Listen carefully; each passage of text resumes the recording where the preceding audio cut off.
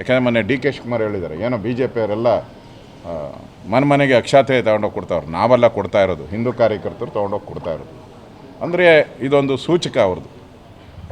ಈಗ 30 ವರ್ಷ ಆದಮೇಲೆ ಅದರಲ್ಲೂ 3 ಜನ ಸತ್ತೋಗಿದ್ದಾರೆ, 5 ಜನ ಕುಲಾಸ್ ಆಗಿದ್ದಾರೆ. ನಾನು ನೆನ್ನೆ ಆ ಕಾಪಿಯನ್ನು ನೋಡಿದೆ, ನಾನು ಯಾವುದು ಜಡ್ಜ್ಮೆಂಟ್ ಕಾಪಿಯನ್ನು, ಯಾರು ಕುಲಾಸ್ ಆಗಿದ್ದಾರೆ ಆ ಜಡ್ಜ್ಮೆಂಟಲ್ಲಿ ಬಂದಿದೆ ಇವರು ಅಲ್ಲಿ ಗಲಾಟೆ ಮಾಡಿರೋದಕ್ಕೆ ಯಾವುದೇ ಸಾಕ್ಷ್ಯ ಇಲ್ಲ ಅಂತೇಳಿ ಜಡ್ಜ್ಮೆಂಟ್ ಕೊಟ್ಟಿದ್ದಾರೆ, ಕೋರ್ಟಲ್ಲಿ ಜಡ್ಜ್ಮೆಂಟ್ ಕೊಟ್ಟಿದ್ದಾರೆ. ಆ ಕೇಸಲ್ಲಿ ಸಾಕ್ಷಿನೇ ಇಲ್ಲ, ಇವರು ಗಲಾಟೆ ಮಾಡಿರೋಕ್ಕೆ ಸಾಕ್ಷಿನೇ ಇಲ್ಲ ಅಂತ 5 ಜನನ ಅಕ್ವಿಟ್ ಮಾಡಿಬಿಟ್ಟಿದ್ದಾರೆ. ಅಕ್ವಿಟ್ ತಾನಪ್ಪ, ಅಕ್ವಿಟ್ ಮಾಡಿದ್ದಾರೆ. ಏನೂ ಇಲ್ಲ. ನಾನು ನಮ್ಮ ಲಾಯರ್ ಹತ್ರ ಮಾತಾಡಿದೆ, ಏನಪ್ಪ ನನಗೊಂದು FIR ಕಾಪಿ ಕಳಿಸು ಅಂದರೆ, ಇಲ್ಲ FIR ಕಾಪಿ. ಕಂಪ್ಲೇಂಟ್ ಕಾಪಿ ಕಳಿಸು ಅಂದರೆ ಕಂಪ್ಲೇಂಟ್ ಕಾಪಿ ಇಲ್ಲ. ಚಾರ್ಜ್ ಶೀಟ್ ಮಾತ್ರ, ಅದು ಒಂದು ಸಣ್ಣ ಹಾಳೆಯಲ್ಲಿ ಒಂದು ಪೇಪರಲ್ಲಿ ಚಾರ್ಜ್ ಶೀಟ್ ಇಟ್ಕೊಂಡು ಕಾನೂನು ಪ್ರಕಾರ, ನಾನು ಹೇಳೋದು ಸಿದ್ದರಾಮಯ್ಯನವ್ರು ಏನೋ ದೊಡ್ಡದಾಗೆ ಕಾನೂನು ಗೊತ್ತಿದೆಯಾ ಬಿ ಜೆ ಪಿಯವ್ರಿಗೆ ಅಂತಂದು. ನಿಮಗೆ ಗೊತ್ತಿದೆಯಾ ಕಾನೂನು? ನಿಮಗೆ ಕಾನೂನು ಗೊತ್ತಿದೆಯೇನ್ರಿ?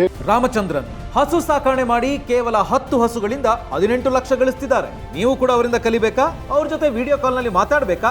ಈಗಲೇ ಫ್ರೀಡಮ್ ಆ್ಯಪ್ ಡೌನ್ಲೋಡ್ ಮಾಡಿ. ನೋಟಿಸ್ ಕೊಡಬೇಕಲ್ಲ ನೀವು. ಅಪ್ಸ್ಟ್ಯಾಂಡಿಂಗು ಅಂತ ಹೇಳ್ತೀರಾ.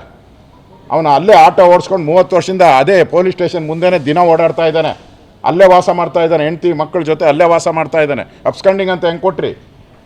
ಅಂದರೆ ದ್ವೇಷ ತಾನೇ? ಅವನು ಅಪ್ಸ್ಟ್ಯಾಂಡಿಂಗ್ ಆಗಿಲ್ಲ,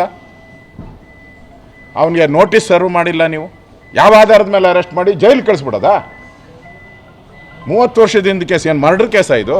ಆಫ್ ಮರ್ಡರ್ ಕೇಸಾ? ದೇಶದ್ರೋಹಿಗಳ ಕೇಸ ಇದು? ಈಗ ನೀವು PFI ಇದೆಯಲ್ಲ, PFI 175 ಕೇಸ್ ತಗೊಂಡ್ರಿ, 1700 ಜನ. ಯಾಕೆ ತಗೊಂಡ್ರಿ ಅವ್ರ ಮೇಲೆ?